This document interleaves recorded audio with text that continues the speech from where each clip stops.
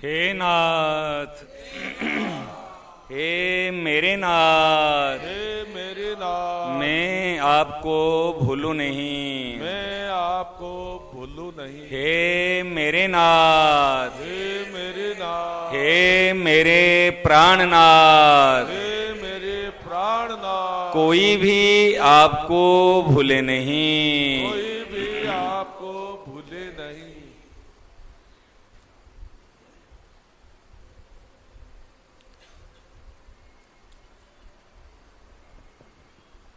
नारायण नारायण नारायण नारायण।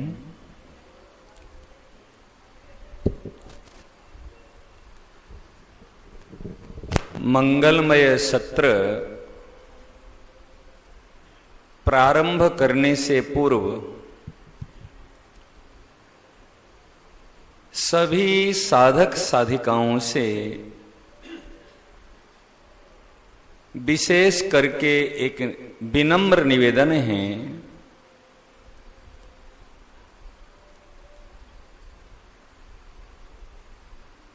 प्रत्येक दिन सत्संग से पूर्व हम सभी को मिल करके मंगलाचरण करना है। स्वाभाविक हमारे अंदर में एक मान्यता है, धारणा है, व्यासासन पर जो संत प्रवक्ता कथावाचक आसीन होते हैं वो संस्कृत में, हिंदी में, चौपाई में, दोहे में कुछ बोलते हैं और विधान भी है हमको कुछ सत्संग कथा से पहले मंगलाचरण करना है। ध्यान देने की बात है, मंगलाचरण का रहस्य क्या है, विशेष भाव क्या है। मंगलाचरण का विशेष भाव है हमारा आचरण मंगलमय हो, हमारा आचरण मंगलमय हो, ये है मूल अर्थ। और एक व्यक्ति जिनको हम प्रवक्ता, व्यास, संत या पंडित जी कुछ भी नाम से कहते हैं, वो नेत्र बंद करते हुए कुछ गुनगुनाएंगे और हम अपनी भाषा से इधर उधर देखते रहेंगे, वो आचरण मंगलमय नहीं हुआ। इसलिए सबसे विनम्र निवेदन है, हमारा आचरण मंगलमय होने के लिए हम सब मिल करके हम निश्चय करेंगे। क्या निश्चय करेंगे? हमको लगभग 1.5 घंटे के लिए हमको श्रवण, और कैसे मनन के साथ में श्रवण, हम सभी को मनन के साथ में श्रवण करना है। जिस श्रवण में मनन नहीं है, निधिध्यासन नहीं है, दृढ़ता नहीं है, वो वास्तव में श्रवण नहीं है। दृढ़ता के बिना ज्ञान का कोई महत्व नहीं है, वो ज्ञान अज्ञान है। भागवत में बता गया है, अदृढ़म च हतम ज्ञानम प्रमादेन हतम श्रुतम। जो प्रमाद पूर्वक श्रवण करता है उनकी सुनी हुई बात नष्ट हो जाती है। तो दास का कहना है, यदि हम भी वृंदावन से आए, आप भी कहीं कहीं से इस उद्देश्य में आए, पंडाल में आए, आने के बाद में यदि हम प्रमाद करेंगे, आलस्य करेंगे, लापरवाही करेंगे, तो फिर क्या महत्व रखेगा। एक बात महाराज श्री की हमारे हृदय में बैठी हुई है, बनना है तो जीवन में ईमानदार बनना। ईमानदार का नाम संत, ईमानदार का नाम सत्संगी, ईमानदार का नाम भक्त, ईमानदार का नाम वास्तव में समाज सेवी, परोपकारी, कुछ भी नाम धर दो, ईमानदार। जब तक ईमानदार नहीं बनेंगे तब तक शांति नहीं मिलेगी तो भक्ति और प्रीति और मुक्ति कैसे मिलेगी? ईमानदार को ही शांति मिलती है, ईमानदार का ही कल्याण होता है, ईमानदार की ही मुक्ति होती है और ईमानदार को ही भक्ति मिलती है। एक बात, प्रत्येक समय में ईमानदार बन के रहना, सुनते समय भी हमको भी ईमानदारी पूर्वक बोलना है और आपको भी ईमानदारी पूर्वक सुनना है। जो सेवा मिली है, बोलना कोई बड़ा काम नहीं है। ऊंचा आसन पे बैठने से कोई ऊंचा नहीं हो जाता है, ऊंची कुर्सी में बैठने से कोई ऊंचा व्यक्ति नहीं कहलाता है। जिनका ऊंचे विचार है, ऊंची भावनाएं हैं, परहित की भाव है, वो वास्तव में बड़ा होता है। तो दास का ये कहना है, वास्तव में श्रवण मनन प्रमाद पूर्वक सुनना नहीं, वास्तव में सुनने की एक टेक्निक्स है, टेक्नोलॉजी है, नेत्रों में नेत्र मिला के। भगवान के मंदिर में जाकर के अगर आंख बंद करेंगे, ध्यान करेंगे, वो दर्शन नहीं है। एक व्यक्ति देखता है, एक व्यक्ति दर्शन करता है और एक व्यक्ति निहारता है। हम टीवी देखते हैं, घड़ी देखते हैं, संतों को देखते नहीं है, भगवान को देखते नहीं है कि चलो संतों का दर्शन कर ले चलते। भगवान का दर्शन, इनसे जहां श्रद्धा मिल जाती है वहां दर्शन होता है। और दर्शन की साथ में, श्रद्धा की साथ में जब विश्वास और अनुराग मिल जाता है, तब हम एकटक निहारते। सखियां कुंज में जाकर के प्रिया प्रियतम को निहारती, किशोर जी प्रियतम के रूप माधुर्य को निहारती, और निहारते निहारते उनकी दृष्टि एक जगह में टिक जाती, दूसरी ओर दृष्टि जाती नहीं। किशोर जी कहती, अरे सखियों, श्याम सुंदर कैसा है, मैंने तो दर्शन किया ही नहीं। क्यों सखी? क्योंकि वो काले है गोरे है आज तक मुझे पता ही नहीं। और एकटक अनवरत देखती रहती। निहारना, निहारने के बाद में दृष्टि एकाग्र हो जाती है। ऐसे महाराज सत्संग को केवल कानों से नहीं सुना जाता है, सत्संग को नेत्रों से भर भर के हृदय से और ऐसे पिया जाता है, आस्वादन किया जाता है। संतों को श्रद्धा विश्वास पूर्वक आस्वादन ग्रहण किया जाता है। ऐसे अदृढ़म च हतम ज्ञान प्रमादेन हतम श्रुतम, प्रमाद पूर्वक यदि सुनेंगे हमारे सुनी हुई बात नष्ट हो जाएगी। और संदिग्ध हो ही हतो मंत्र, कोई मंत्र जाप कर रहा है, उनके मन में संदेह है, होगा या नहीं होगा, कुछ नहीं होगा। और व्यग्र चितो हतो जपः, अगर व्यग्र चित छटपटाएगा, व्यग्र उद्विग्न होकर के चंचलता पूर्वक जप करेगा, कोई जप का महत्व नहीं रहेगा। तो दास का निवेदन है, हम सत्संग श्रवण करने से पहले पहली बात हमको थोड़ी देर के लिए शांत हो जाना।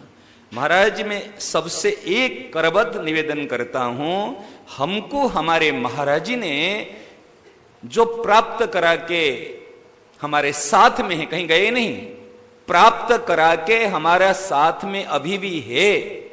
हम वही, जैसे अभी हम सत्संग करेंगे, कोई दौड़ते दौड़ते चलते चलते थोड़ी एक जगह पर बैठे के, और कहां बैठे?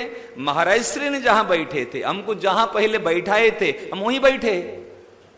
ऐसे महाराज जी, ये तो स्थान है, गीता भवन का स्थान, पंडाल का स्थान, ऐसे महाराज जी ने हमको लास्ट में कहां बैठाए थे? तुम जहां हो वहीं भगवान है। सेना नहीं, तुम जहां हो वहीं पूरे की पूरे भगवान हैं। तुम किसको प्राप्त करोगे? जो प्राप्त है उनकी ओर केवल दृष्टि देनी है। उनकी गोद में बैठे हैं, कुछ भी नहीं चाहना, ना संसार की इच्छा, ना परमात्मा की इच्छा, ना करने की इच्छा, ना न करने की इच्छा, कुछ भी इच्छा नहीं रखने। जहां हैं पूरे के पूरे हमारे इष्ट देव, आराध्य देव, लक्ष्य पूरे के पूरे पूर्ण रूप में हैं।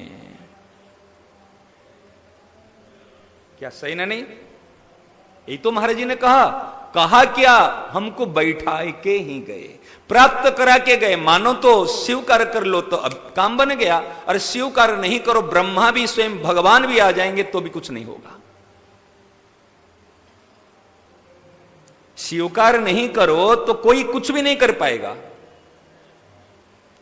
और स्वीकार करते ही अभी के अभी काम बन जाएगा। काम बनने का क्या है? हृदय में शांति, हृदय में संतोष, हृदय की प्रसन्नता, यही प्राप्ति है। जहां शांति नहीं है वहां प्राप्ति कैसी? जहां संतोष नहीं है वहां प्राप्ति कैसी? जहां प्रसन्नता नहीं है वहां प्राप्ति कैसी? विचार करो। आप नारायण भाई साहब कहेंगे मैं अरबपति हूं, लेकिन भैया भूख लग रही है। अरे भैया भूख लग रही है मतलब क्या है? कोई अभाव तो अरबपति है, लेकिन अब भी जो भूख लग रहे है वो अरब रुपया क्या काम आया? इस समय में एक रूखी रोटी की आवश्यकता है। पेट मांगता है एक रोटी, एक रोटी बस, ये इतने से में हमारा पेट भरेगा। और क्या है? हम तृप्त है। यदृच्छा लाभ संतुष्टो। अपने आप में क्या मिला है? अपने आप में ईश्वर मिले हुए। इस श्लोक यदृच्छा, अपने आप जो मिल जाए उसमें संतोष कर लो, इस श्लोक का अर्थ है। लेकिन यदृच्छा, अपने आप में यत क्या मिले? ईश्वर मिले हुए हैं। अपने आप में संत मिले हैं, अपने आप में संतों की वाणी मिली है, उसमें संतोष होने की वाणी पर संतोष। द्वंद्वातीतो विमश्चर। तो मेरे आज हमारे चातुर्मास का शुभारंभ दिवस है। महाराज चातुर्मास से जैन धर्म में भी चातुर्मास का बड़े सुंदर तरीका से मनाया जाता है, और बौद्ध धर्म में बुद्धिस्ट, हाँ महाराज बिल्कुल बिल्कुल, हाँ हाँ बिल्कुल, बहुत बहुत सुंदर, बहुत। सियावर रामचंद्र की जय, मोर मुकुट बंसी वाले की जय। ये हाँ संतो मुझे दो, हाँ चलो, हाँ, ऐसे स्पर्श करा दो, दे दो, स्पर्श करा के दे दो, नहीं महाराज करे। हाँ देखो ये शुभ संकेत है, मंगलमय संकेत है, समझ रहे ना? हाँ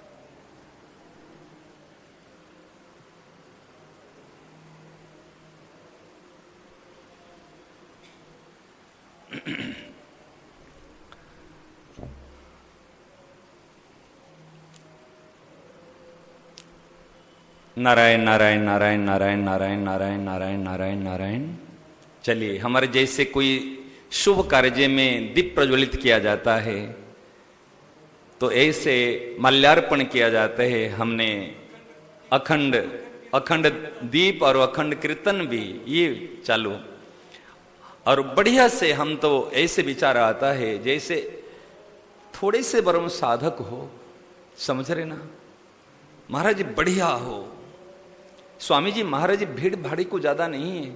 महाराज जी का एक इच्छा थी, एक साधकों का निर्माण हो। एक साधक लाखों के ऊपर भारी पड़ता है, एक साधक लाखों के ऊपर भारी पड़ता है। इसलिए महाराज जी की जो इच्छा है, सेठ जी का जो संकल्प है, भवन, सेठ जी ने क्या कहा? अगर छोटे भाई हरिकृष्ण दास जी ने जब कहे सेठ जी आप इतने भवनों का निर्माण करा रहे हैं, इतने कमरे का, क्या होगा, कौन आएगा? कि अगर एक व्यक्ति एक रात एक दिन रह करके सत्संग कर लिया तो मेरे भवन बनाना सार्थक हो गया। अब बताओ, सेठ जी की क्या ऊंची भावना, क्या ऊंची दृष्टि, क्या कल्याण की लगन। आप बताओ, ऐसे भाव कहां मिलेगा?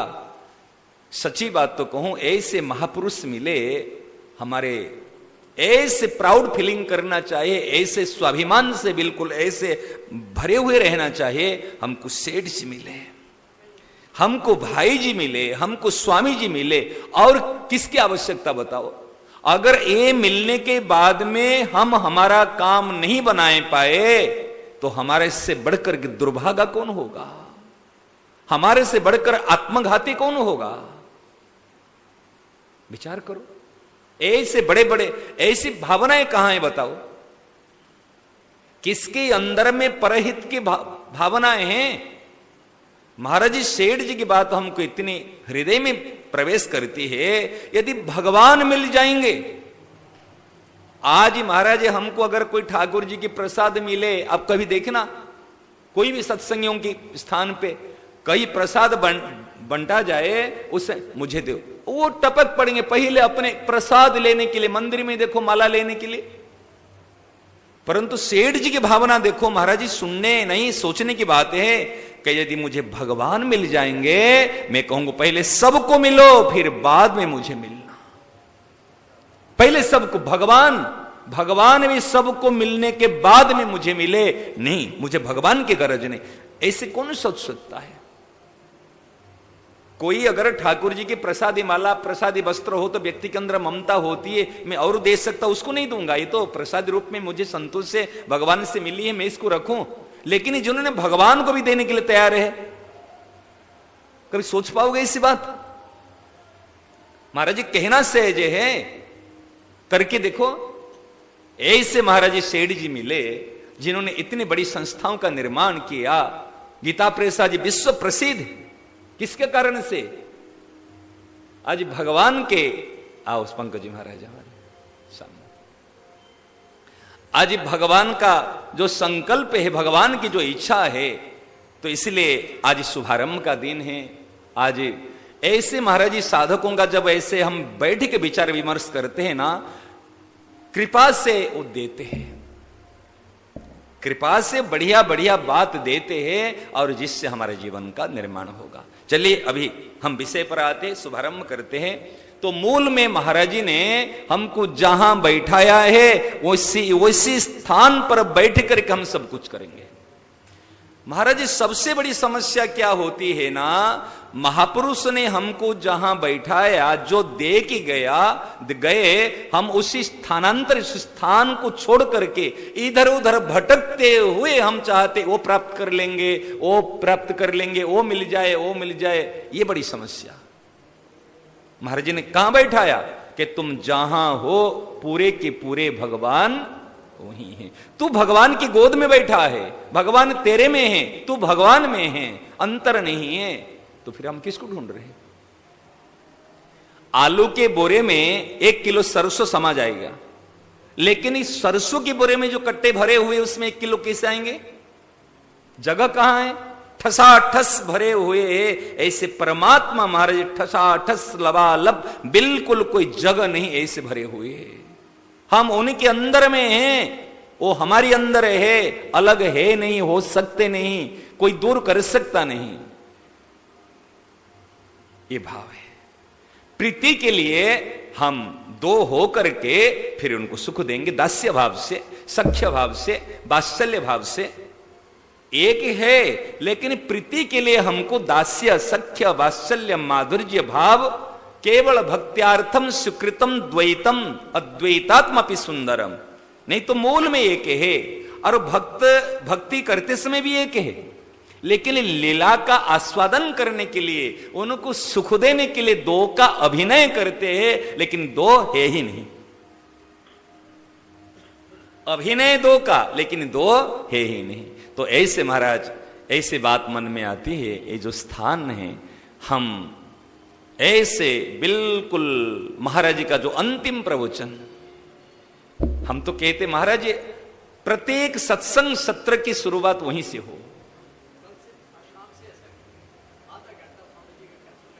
हाँ हाँ ठीक, हाँ कोई बढ़िया बढ़िया। तो सत्संग जो ऐसे शुरुआत ऐसे है, मतलब स्थिति हमारे वही है, बिल्कुल ऐसे। कुछ भी इच्छा नहीं रखनी है, बस ना जीने की, ना मरने की, ना पाने की, ना खोने की, कुछ भी इच्छा नहीं। हम जहां हैं वहीं के वहीं मेरे प्रभु है, कोई भी योगी हो, कर्म योगी हो, ज्ञान योगी हो, भक्ति योगी हो, सबके लिए एक बात है, स्थिर हो जाए। महाराज, स्थिरता, सूत्र, दृढ़ता और प्रसन्नता, मुझे बात जच चुकी है। कभी कोई भी कार्य करने से पहले साधक को स्थिरता, दृढ़ता और प्रसन्नता में स्थित होकर के ही प्रत्येक कार्य की शुरुआत करें। जीवन की यात्रा यहीं से शुरू होती है और जीवन की पूर्णता आवश्यकता, व्याकुलता और सरसता। आवश्यकता की पूर्ति नहीं होने से व्याकुलता होती है, पुकार निकलती है।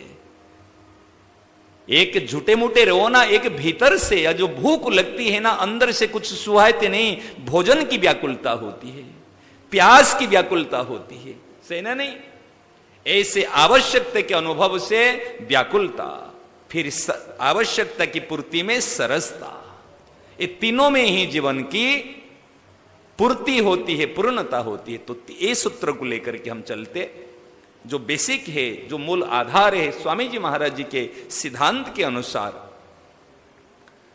स्थिरता, एकदम स्थिर है।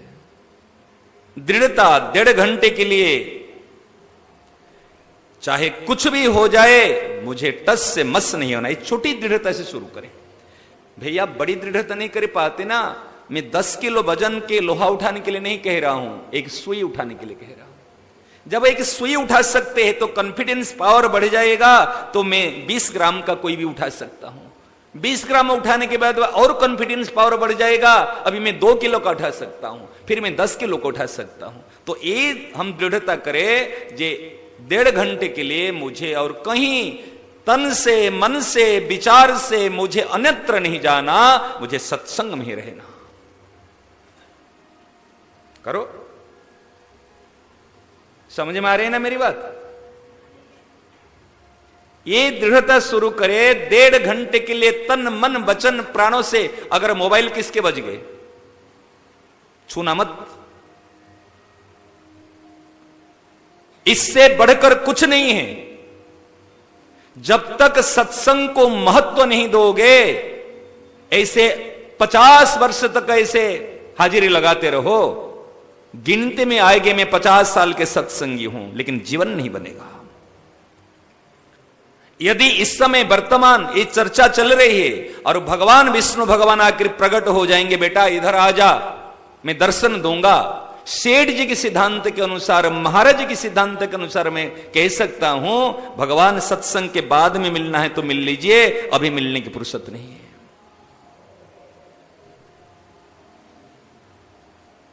वो नाराज नहीं होंगे, वो नाराज नहीं होंगे, वो प्रसन्न होंगे। वास्तव में ये सत्संग की महिमा को समझा है, तब तो शंकर भगवान कहते हैं। शंकर भगवान कौन है?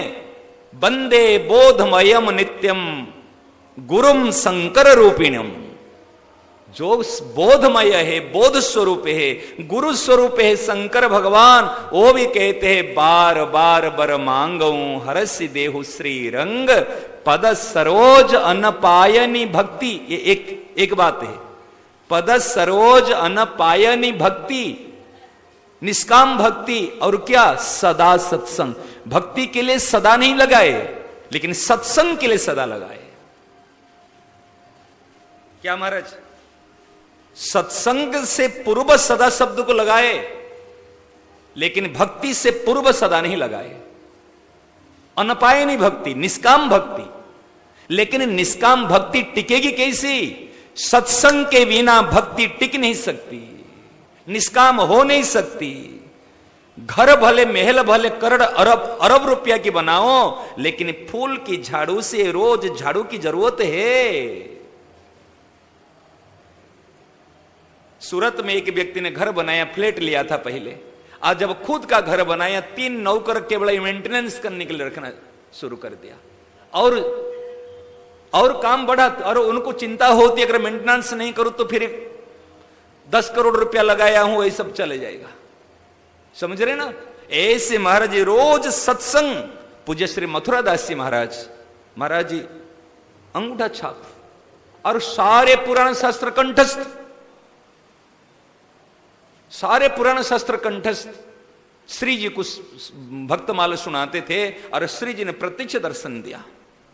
18 साल तक तो राधाबाग में रहकर उन्होंने श्री जी को सुनाया। और यहाँ पे बिहारी जी की प्रसाद पाते समय उन्होंने भी उस समय में भक्तमाल की, पूज्य बिहारी दास जी महाराज फिर परंपरा बाद में चालू रखते हैं। महाराज ऐसे संत है, सारे पुराण शास्त्र बिल्कुल जहां से जहां पूछोगे सारे श्लोक कंठस्थ है ऐसे। और पूज्य मथुरादास जी महाराज जब सत्संग श्रवण कराते, ये मीरा सत्संग भवन में हरिणी कुंज के पास में, तो वहां पर जब सत्संग सुनाते थे महाराज जी, वैष्णव संत जो कहीं नहीं जाते, बिहारी जी का दर्शन करना और सत्संग श्रवण करना। वो कहते थे अगर कभी कोई विशेष कार्य हो, आपको दोनों चीज आप अटेंड नहीं कर पाओगे तो भले दर्शन छूट जाए लेकिन सत्संग नहीं छूटना चाहिए। भले बिहारी जी का दर्शन छूट जाए लेकिन सत्संग नहीं छूटना चाहिए। सत्संग प्रति इतना महत्व, एक दिन के लिए भी सत्संग को मत छोड़ना, सदा सत्संग। महाराज सेठ जी ने ये बात कही है, भगवान को भी महत्व नहीं है जितने सत्संग का महत्व है। जो जितने सत्संग को महत्व देगा उनके अंदर में वो दैवी संपत्ति अपने आप बुलाना नहीं पड़ेगा महाराज, वो अपने आप कब आ जाएंगे उनको पता नहीं चलेगा। तो ये जो स्थान गीता भवन का जो निर्माण, महाराज जी संसार में बहुत संस्था है, आप भी देखे होंगे, लेकिन इस प्रकार विशुद्ध सत्संग के हेतु, केवल सत्संग के हेतु भवन का निर्माण, सत्संग के हेतु स्थान और सत्संग के हेतु प्रेस का निर्माण, सत्संग के हेतु ऐसे विश्व में देखो ना कहीं पर है। और सत्संग का उद्देश्य है साधक का निर्माण। और साधक क्या करेगा? जो सेवा भी कर सकता है, परोपकार कर सकता है, समाज के काम आ सकता है और भगवान का काम आ सकता है। क्या उद्देश्य महाराज? ठोस उद्देश्य है। जैसे भवन ठोस है ना, जिनका उद्देश्य ठोस है उनके हर कार्य में हर ठोस भाव दिखता है। सही ना नहीं महाराज? उद्देश्य को लेकर ध्यान देते। चलिए अभी जो मूल बात है, आज चातुर्मास का जो प्रारंभ है, चातुर्मास के क्या उद्देश्य है, क्या भाव है, पौराणिक कथाएं भी थोड़ी सी विस्तार नहीं संक्षेप में, और हमारे मूल साधकों की भाव में इसका क्या रहस्य है शुरू करके फिर हम आज ही कराएंगे। तो निवेदन है हम अपने आप में स्थिर हो जाए। महाराज ये बात मुझे सबसे अच्छी लगती है, प्रकृतिस्थ हो के कुछ नहीं करना, योगस्थ हो के नहीं तो स्वस्थ हो के नहीं तो चरणस्थ हो के कार्य करना। 14 अध्याय के 24 नंबर श्लोक, 24 नंबर होना चाहिए। सम दुख सुख स्वस्थ समलोष्टास्म कांचन, आया ना? सम दुख सुख स्वस्थ। और 18 नंबर श्लोक में योगस्थ कुरु कर्माणि, दूसरा अध्याय के 48 नंबर श्लोक, 48 नंबर श्लोक में योगस्थ और स्वस्थ, माम एकम शरणम ब्रज चरणस्थ। बस जब ऐसी स्थिति में हम आ जाते हैं, क्या करना बाकी रहा, क्या छोड़ना बाकी रहा? महाराज जी की बड़ी विशेषता है, एक करना छोड़ने के प्रति महाराज जी का इतना महत्व नहीं है। महत्व मना नहीं करते, आज सुबह भी बताया महाराज जी कि मना नहीं है, शास्त्र के अनुसार विधिवत करना, जो निषेध किया है इसको छोड़ना, परंतु कैसे? स्वस्थ हो, अपने आप अपने घर में रह जाओ। महाराज जी एक विनोद की बात बता रहा हूं। कर्मयोगी कर्मयोग का फल क्या है? शांति। ज्ञान योग का फल क्या है? शांति। सही ना? नहीं, भक्ति योग का फल क्या है? पूर्वार्ध है शांति, उत्तरार्ध है प्रीति। भक्ति का जैसे दसम स्कंद में एक पूर्वार्ध है, एक उत्तरार्ध है, और सब में एक ये है, लेकिन भक्ति दसम स्कंद का दो है। ऐसे पूर्वार्ध है शांति और उत्तरार्ध है प्रीति, भक्ति। ये भक्ति योग का एक तो कमा करके शांति को प्राप्त करता है, ये कर्मयोगी, परहित का भाव। और ज्ञान योगी बपोती, बपोती समझते हैं?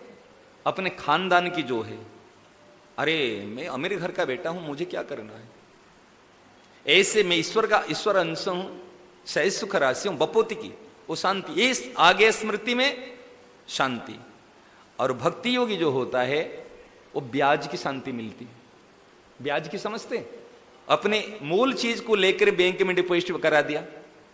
जो कमा करके जो 1000 रुपया कमाता है एक लेबर, और उनको ब्याज में 1000 रुपया मिल गया अपने आप, उसको क्या मिला? तो ब्याज में क्यों मिला?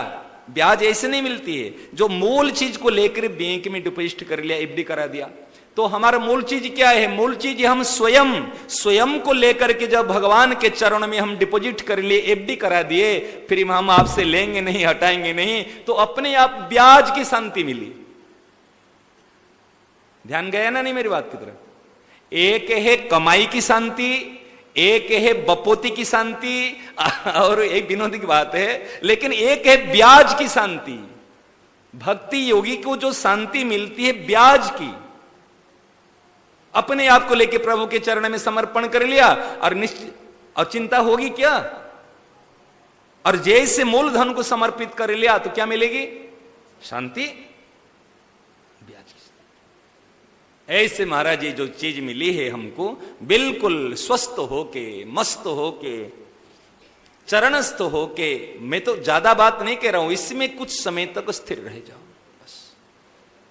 महाराज जी की ये जो देन है ना महाराज, ये सर्वोपरि देन है, मुझे तो लग रहा है। सही नहीं? ये सर्वोपरि देन है। अंतिम समय में उन्होंने किसी को खाली नहीं रखा, सबको माला माल करके, झोली भर के, और झोली भर के ले करके उठा के गोद में बैठा के गए। कहे अभी समझ में नहीं आती ना, कोई बात नहीं, जब तेरी आंख खुलेगी तो मिलेगा, मां की गोद में तेरी स्थिति मिलेगी। आंख खुलेगी तो तेरी स्थिति कहां है? मां की गोद में। इधर उधर तो भले बैठा है गोद में, दृष्टि जाती उधर उधर, भले जाने दो, जाने दो। काम, क्रोध, लोभ, मोह, मद, मत्सर, इसकी तरफ दृष्टि जाती है।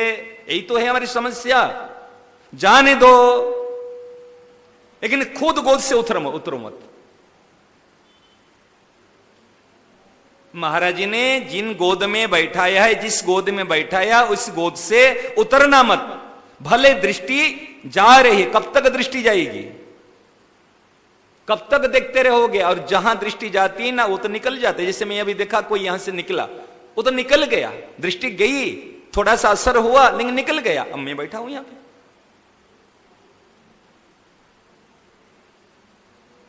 ऐसे एकदम महाराज शांत चुप होकर के, जहां हैं हम भगवान की गोद में, भगवान के चरणों में। और सबसे बड़ी बात मुझे लगती है महापुरुषों की वाणी में, महापुरुषों की आज्ञा में स्थित है। चलिए अभी मेरी भी बोली बंद और आप लोगों की भी बोली, तो ऐसे बोलते नहीं है, लेकिन भीतर से चुप होना, भीतर बाहर से चुप। 1 मिनट के लिए, लगभग 1 मिनट के लिए हम सबको एकदम वही स्थिति मिलेंगे, चुप हो जाएंगे। सबके नेत्र बंद हो और बैठे भी एक साधो को चित्त बैठे, कमर सीधी हो, एकदम शांत चुप होकर हम स्थित हो जाए।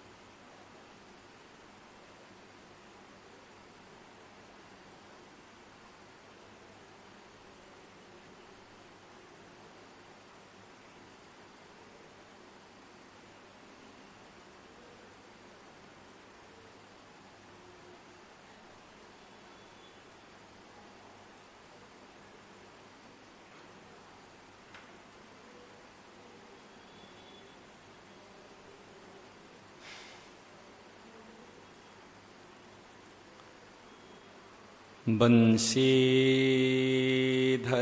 तुत्रधरं नमामि मनोहरं मोहहरं च कृष्णम् मालाधरं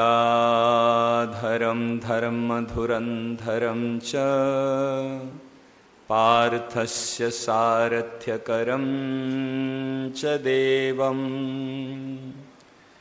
कर्तव्यदीक्षां च समत्वशिक्षां ज्ञानस्य भिक्षां शरणागतिं च ददाति गीता करुणार्द्रभूता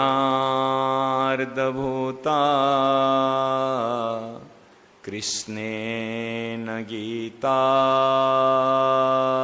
जगतो हिताय संजीवनी साधक जीवनीयं प्राप्तिं हरेर्वैर्सरलं ब्रवीति करोति दूरं पथि विघ्नबाधां ददाति शीघ्रं परमात्मसिद्धिं ददाति शीघ्रं परमात्मसिद्धिं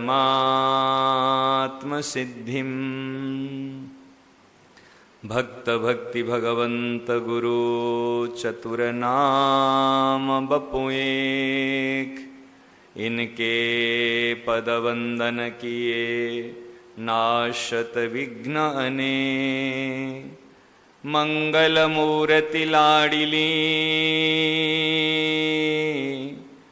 मंगल मूर्ति लाल मंगल मूर्ति सहचरी मंगल हो सब काल मंगल हो सब काल मंगल हो सब काल।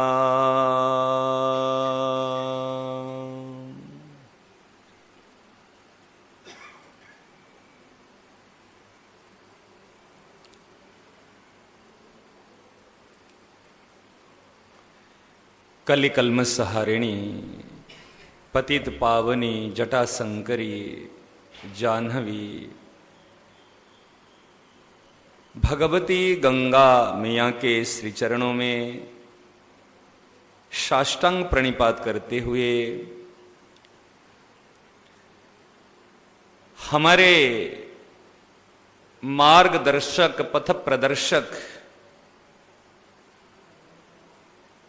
श्रद्धे सेठ जी, श्रद्धे भाई जी, श्रद्धे स्वामी जी, श्रद्धे बाबा जी, श्रद्धे क्रांति जी महाराज के श्री चरणों में साष्टांग प्रणिपात करते हुए अनंत कोटि समस्त संत महापुरुषों के श्री चरणों में सादर अभिनंदन करते हुए सन्मुख विराजमान समस्त संत महात्माओं को एवं सत्संग प्रेमी भगवत अनुरागी तत्व जिज्ञासु प्रेम पिपासु सभी साधक वर्गों को, सभी गुरुजन वर्गों को यथा योग्य हार्दिक अभिनंदन करता हूं। आज से लेकर के 4 मास तक जो अवधि है उसको चातुर्मास कहा जाता है।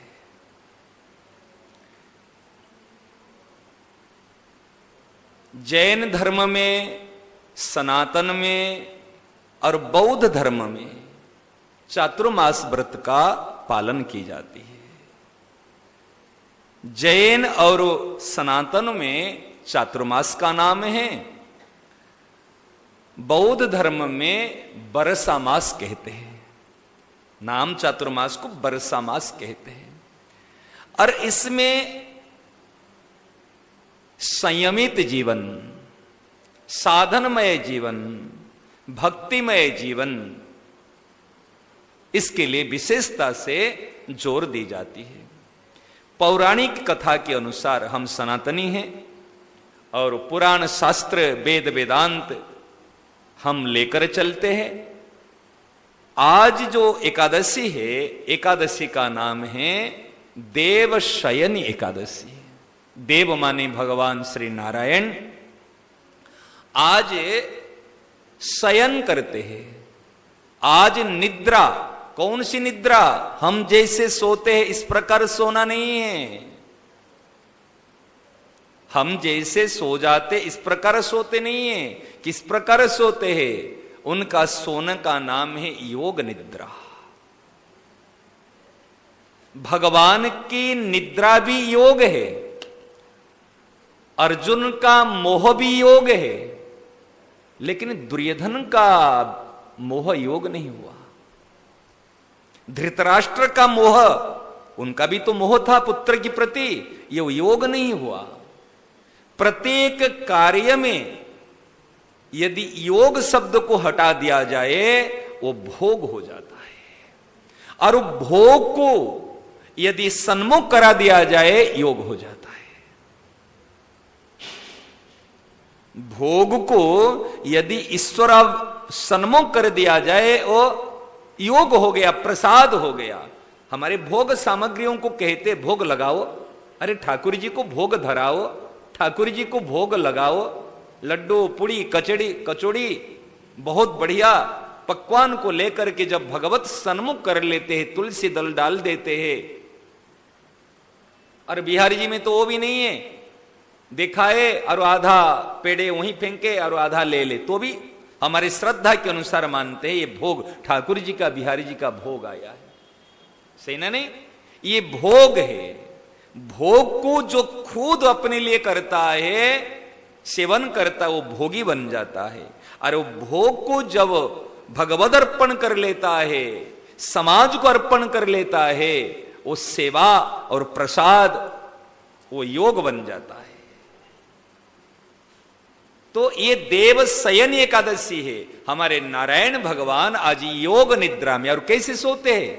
आप शयन करने की मुद्रा देखे ना, एक हाथ अपने यहीं पे दिए हैं और इस प्रकार पूरे ऐसे चादर ओढ़ा के नहीं है, तकिया लगा के नहीं है, ऐसे बिल्कुल सावधानी पूर्वक शयन। योग निद्रा में भी योग है। क्यों? योग में शांति, योग में निर्दोषता, निर्दोषम ही समम ब्रह्म। जो भी दैवी संपत्ति है वो योग से, विश्राम से ही है। एक पौराणिक कथा है, श्री कृष्ण भगवान स्वयं युधिष्ठिर जी को एक कथा सुना रहे हैं। द्वापर की बात है कि देखो युधिष्ठिर जी, मैं कथा सुना रहा हूं। एक सत्य युग में मांधाता नाम का एक राजा था, बड़े प्रजा सेवी, बड़े धर्म धुरंधर, प्रजापालक, सर्वगुण संपन्न। प्रजाएं बहुत सुख में रहती थी। एक बार की बात है, 3 वर्ष पर्यंत उस राज्य में वृष्टि नहीं हुई। हाहाकार मच गए। सारी प्रजाएं आकर के राजा के पास में पहुंचे कि राजन, हम सभी आपके निर्देश आज्ञा के अनुसार धर्म का विधिवत पालन करते हैं। जो अकर्तव्य है, अकरणीय है, हमने आज तक ये काम किए नहीं, फिर हम परेशान क्यों, हम दुखी क्यों? कोई उपाय कीजिए। राजा का कर्तव्य होता है प्रजा के दुख में दुखी होकर के उसके उपाय ढूंढना।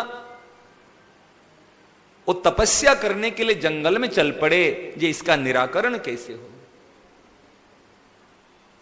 जंगल में अंगिरा ऋषि का दर्शन हुआ। अंगिरा जी ने कहा, वत्स, आपके लिए मैं एक अनुष्ठान बताऊं। जो अनुष्ठान करने से आपका जो दुख है, आपकी जो समस्याएं हैं, ये समस्त दुख कष्ट समस्याओं का निराकरण हो जाएगा। कि ऋषिवर आप निर्देश कीजिए कि आषाढ़ मास शुक्ल पक्ष और एकादशी ये है देवशयन एकादशी। जब ये देवशयन एकादशी का व्रत तुम करोगे, विधिवत व्रत करोगे, और व्रत के परिणाम तुम्हारे भगवान की प्रसन्नता मिलेगी और जिससे ये समस्याओं का समाधान हो सकता। तो राजा ने, मांधाता राजा ने अंगिरा ऋषि के कहने के अनुसार देवशयनी एकादशी व्रत आज से उन्होंने शुरू की। तो क्या करना व्रत में, उन्होंने उपाय बताए। क्या करना, कहे राजन भूमि शयन करना, पहली बात बताए। जैनियों में देखेंगे महाराज, दास को काम पड़ा, वो खाट तखत गद्दे उस पे शयन नहीं करते, बैठते। महाराज जी जो हम गद्दे पे बैठते हैं ना, सच्ची बात, शुद्धि के लिए। और महाराज जी तो रुई के गद्दे को बिल्कुल, अब ध्यान है ना स्वरूपदास जी, रुई के कोई चीज महाराज जी प्रयोग नहीं करते थे।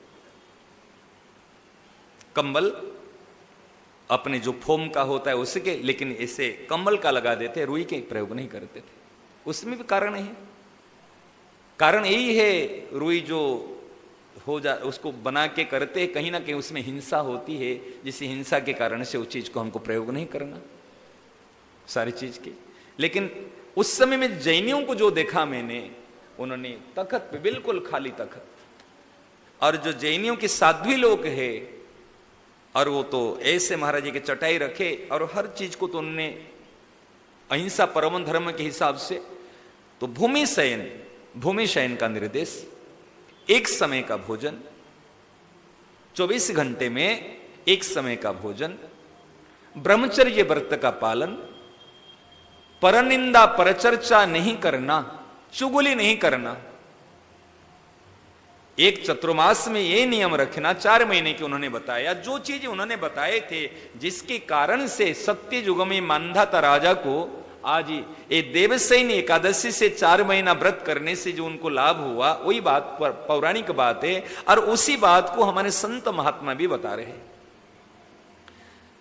असत्य बात नहीं करना, झूठ, जैसे आपको चुगली नहीं करना, परनिंदा परचर्चा नहीं करना, ये त्याग के अंदर विशेष बताए। एक समय का भोजन करना, और एक बात बताए उसमें दिवानिद्रा निषेध। दिवानिद्रा, दिन को सोना, दिवानिद्रा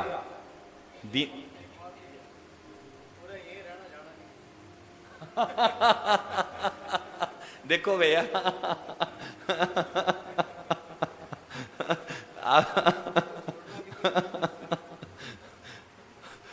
हम तो भैया, मैं सारी व्रत थोड़ी पालन कर पाता हूं, लेकिन एक चीज, जो चीज बताया गया ये बात बता रहा हूं। दिवा निद्रा निषेध है, और वो बताए उसमें संयम के अंदर महाराज जी ने बताया। हम सबको महाराज जी नियम देते थे, मौन व्रत, आवश्यक बात करना।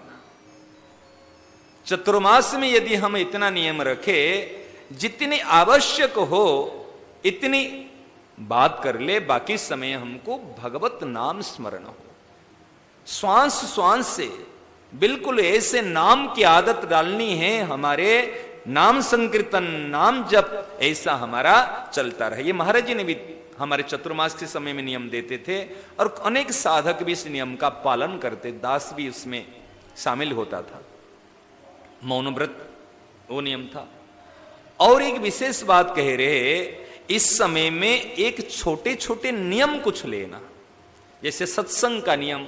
एक स्थान पर संतो लोग रहते हैं, हिंसा इस समय में कीड़े मकोड़े होते हैं, बारिश का समय है, पदयात्रा करने से, बहुत ज्यादा यात्रा करने से हिंसाएं होती है, इसलिए एक स्थान पर रहने का विधान है। और इन नियम आध्यात्मिक ग्रंथों को आधार लेकर के गीता हो, रामायण हो, आज भगवान का नाम संकीर्तन, महाराज नाम संकीर्तन तो सर्वश्रेष्ठ है, इससे बढ़कर कुछ है ही नहीं। क्या बताएं आप? भगवान नाम संकीर्तन से बढ़कर कुछ है ही नहीं, होगा नहीं, हो सकता नहीं।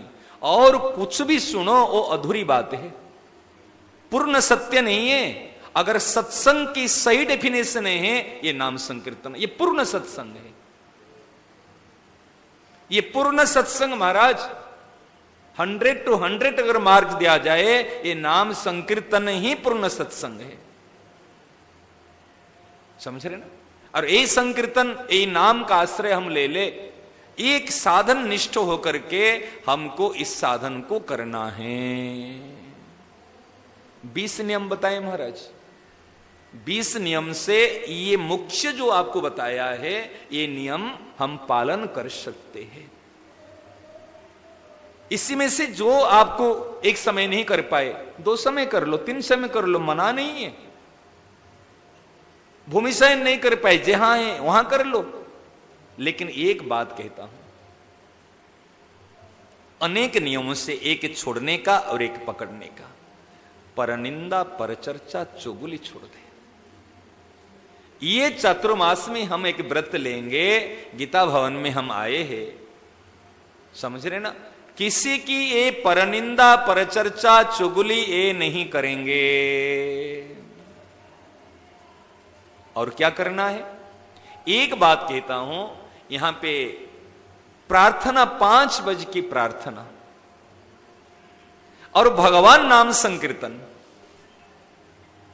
1 घंटा क्यों नहीं, 24 घंटे से हमको नाम संकीर्तन में समय देना और प्रार्थना नहीं छोड़नी। एक छोटा समय, देखो एक छोटी बात बता रहा हूं, और दिन भर के कार्यक्रम तो है, लेकिन ये जो महाराज जी का आप बताएंगे क्यों? अभी महाराज हम आए वृंदावन से, हमने सारे संतों को बैठा के, मंदिर के जितने संत है, मैंने कहा देखो सच्ची बात कह रहा हूं, मनमानी कुछ नहीं करना।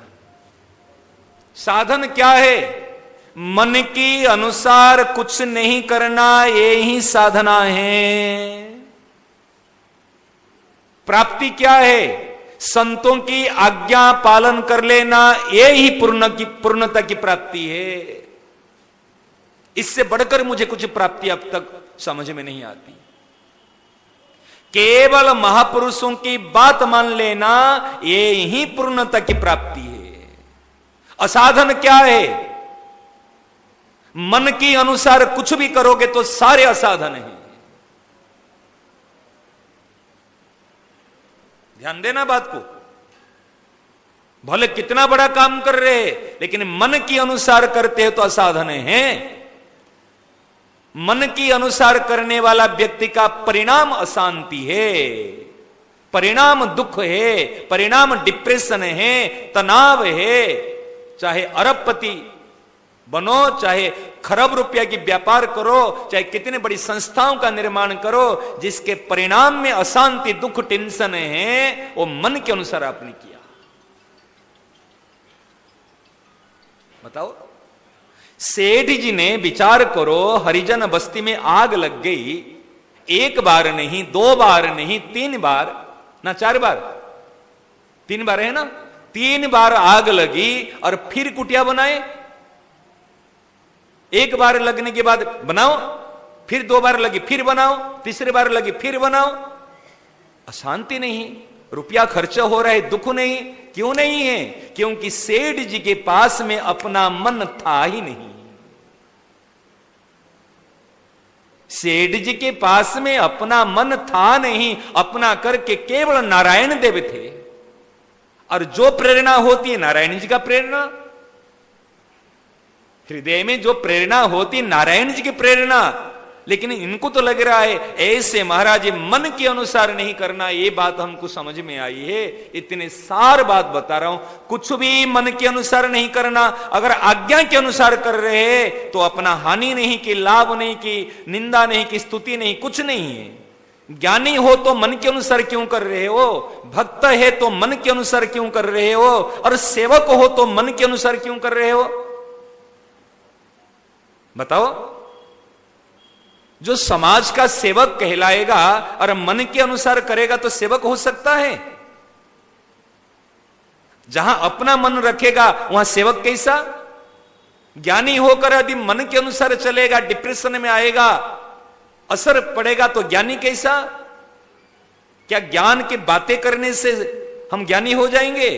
आज सुबह महाराज जी ने कहा, अगर असर पड़ता है हम सत्संगी नहीं हैं। प्रभाव परवाह मत करो। आगमा पाइनो अनित्या। महाराज जी ने बड़े सुंदर, प्रकाश में क्या असर प्रभाव है? ऐसे आया गया महाराज, तुल्य निंदा स्तुतिरी मौनी,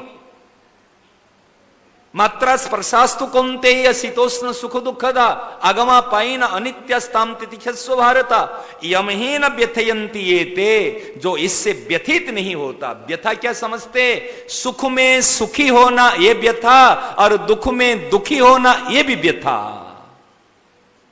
जैसे सर दर्द करते हैं ना, कभी ठंडी के कारण से सर दर्द है तो कभी गर्मी के कारण से भी सर दर्द है। ऐसे महाराज सुख में सुखी होना और दुख में दुखी होना, हमारी स्थिति क्या है? धीरे धीरे फर्क पड़ रहा है, यही तो है। मैं कहता धीरे धीरे क्यों फर्क पड़ेगा? यदि मैं दूसरे नए साधक के लिए नहीं कह रहा हूं, मैं देखो हम लोगों का कितने साल हो गया पंकज जी महाराज, आपको देखो, मोताजी महाराज जी देखो, आप सब हम पुराने हैं, कितने साल हो गया, और कब तक धीरे धीरे करते रहेंगे? धीरे धीरे होगा तो प्राण चला जाएगा। जब महाराज जी कहते ये भविष्य की बात नहीं है, भविष्य की वस्तु नहीं है, तो धीरे धीरे की प्रतीक्षा में कब तक रहेंगे? हमने इसको सहन करते हैं तब हमारी दशा ऐसी है। क्यों धीरे धीरे में जाएंगे? जो अभी है, यहां है, मेरे में है, और मुझे मिलने के लिए मर रहे हैं, चाह रहे हैं, फिर धीरे धीरे क्यों? जब महाराज जी ने बैठा के गए, महाराज जी ने उनकी जो प्राप्ति, जिनको प्राप्त करना है, प्राप्त में बैठा के गए, फिर धीरे धीरे क्यों? हम क्या करते हैं ना, हम कहते हो जाएगा, देखा जाएगा। हम स्थित नहीं रहते, अपने आप में स्थित नहीं रहते, हम प्रभु के चरण में स्थित नहीं रहते। ये जो स्थिति है ना, पहले स्थिति, अपनी स्थिति को संभालो। मेरी स्थिति कहां है? जब यहां आप बैठे हो तो यहां पर 1000 लाख रुपए के जूते किस काम का है? बैठे हुए व्यक्ति के लिए जूते किस काम का है? छत के नीचे बैठे तो छाता किस काम का है? यहां बैठे हो तो BMW गाड़ी किस काम की है? राजमार्ग, नेशनल हाईवे किस काम का है? बताओ। जब गीता भवन में पंडाल में बैठे हैं तो ये साधन सामग्री किस काम के है? जो बाहर चल रहा है उनके लिए साधन सामग्री, जो गोद में बैठा हुआ इसके लिए क्या साधन सामग्री है? जो साध्य में बैठा हुआ है, साध्य की चरण में बैठा हुआ है, और बैठा हुए साध्य में, और कहता है मुझे साध्यों को प्राप्त करना। मां की गोद में बैठा है, मुझे मां चाहिए। ये केवल सत्संग में महाराज दृष्टि परिवर्तित होती है। तो कहने का तात्पर्य, आपको चतुर्मास के विषय में हम चर्चा कर रहे थे। उस समय में मानधाता राजा को जब अंगिरा ऋषि ने इस प्रकार ज्ञान दिए, यही बात कृष्ण भगवान युधिष्ठिर महाराज जी को सुना रहे, तो कहे ये चतुर्मास व्रत का जो पालन करता है उनके जीवन में वास्तव में आसुरी संपत्ति की निवृत्ति और दैवी संपत्ति की प्राप्ति और बाद में लक्ष्य की प्राप्ति उनको होती है। तब से लेकर के ये देवसेन एकादशी से लेकर के हमारे 4 मास पर्यंत, कार्तिक मास पर्यंत देव उठनी एकादशी। और इसमें क्या है, देखो भगवान का क्या विधान है। मांगलिक के कोई भी कार्य सब मना किया गया है। शादी ब्याह नहीं कर सकते, मुंडन संस्कार जनेवादी गृह प्रवेश आदि जितनी भी कार्य है हमारे लौकिक जगत की, ये 4 महीना के लिए बंद कर दिया गया। क्यों? ये 4 महीना के लिए ये बंद है लौकिक कृति, और अध्यात्म कृति के लिए कहे डबल पुण्य मिलेगा। भगवान का अजी शास्त्रों का अध्ययन है, सत्संग है, नाम जप है, और इस समय में हमारे पुराण के हिसाब से भगवान देवशयन एकादशी से योग निद्रा में जाते हैं और दायित्व दे देते हैं शंकर भगवान को। ये संचालन करने का दायित्व शंकर भगवान के ऊपर है। इसीलिए जो श्रावण महीना है ना, श्रावण महीना खास करके शंकर भगवान का दिन है।